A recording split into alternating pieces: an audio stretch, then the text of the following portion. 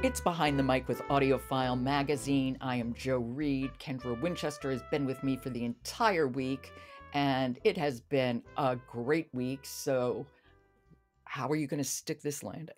Well, we are going to stick the landing by with a pick for Indigenous Peoples Month. It's November, and this is a romance novel, which I don't read a ton of romance, but I listened to this audiobook and I was like, yes, we need to talk about this one. Okay, tell me about it.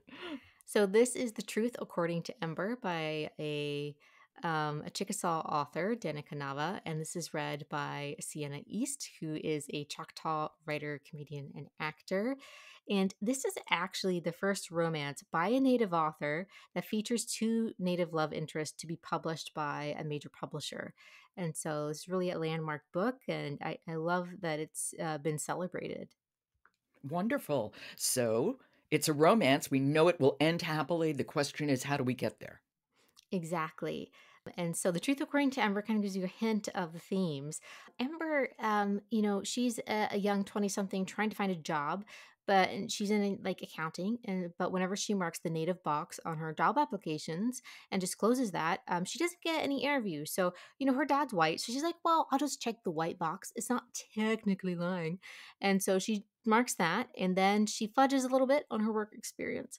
But you know what? She gets the interview and she gets the job. And so she starts her new job, and one of her new coworkers, Danuwoa, who is a Cherokee man, and she is like, I think she and her friend call him Hot Native Daddy.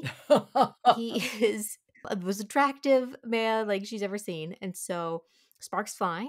But they're not supposed to have romance in their workplace for the most part, and so she ends up not only lying about her work experience and her race, ethnicity. She's also lying about the fact she's in a relationship with Danuwoa, and so she really has to like figure out all of her complicated lies and the ramifications of that. Now, Siena East is a narrator I don't know. How did she do? I think she did really well, really capturing the comedic timing, the dialogue, especially the witty banter is always key to a romance novel. Mhm. And so I love this one, and the way that she's able to, again, like casting is important. I feel like she was able to capture Amber's voice in a really special way that I really appreciated. Well, can we hear some?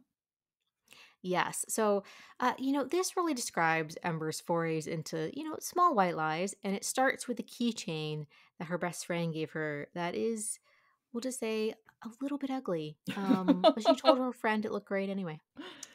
This is The Truth According to Ember. It's by Danica Nava, and it's read by Siena East. I was not always a liar. I mean, sure, white lies were inevitable. I told them all the time.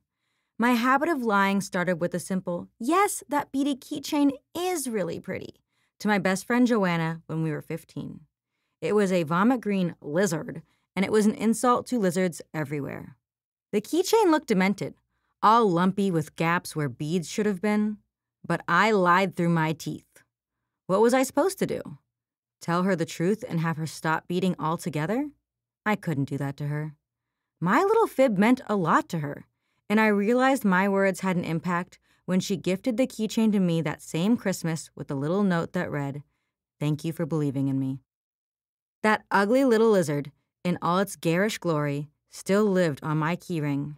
It was so ugly, I was convinced that it could ward off evil.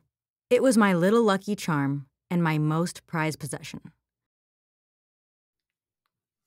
That is great narration. Yeah, her voice matches the text so perfectly. I mean, lively, sardonic, knowing, funny, really Yes. nice. Yes. It makes me want to listen a lot more. Yeah, and I never listened to an audiobook by Sienna East before, and so I was delighted to have this. And I just want to Hmm. say again, I really love that, audiobook. I don't know who casts these things, but they're realizing that it's really important to have native audiobook narrators for native stories and how vital that is. And I just really appreciate that because it really adds such a layer of depth to the performance that's really needed for these stories. I completely agree. And boy, that excerpt is a real illustration of that. It's delightful. So if you're not really into the scary stories we've talked about this week, we're ending on a romance. I hope folks love it as much as I did. You know, and honestly, right now, a little delight goes a long way. It really does. That is The Truth According to Ember. It's by Danica Nava, and it's read by Siena East. You had a great week. It was delightful. And it's always a pleasure. Thank you, Kendra. I'll talk to you next month. All right. Can't wait. Support for Behind the Mic comes from Harper Horizon, publisher of the new audiobook, Friendly Fire, a fractured memoir based on a gut-wrenching stranger-than-fiction tragedy, available everywhere you get your audiobooks. Behind the Mic is produced by Jessica Lockhart. Robin Whitten, Michelle Cobb, Emily Connolly, Alan Minskoff, and Kendra Winchester are our contributors. Jennifer Dell is our editor, and the music is William Ross Chernoff's Nomads 4-Way. And I'm your host, Joe Reed. Good listening.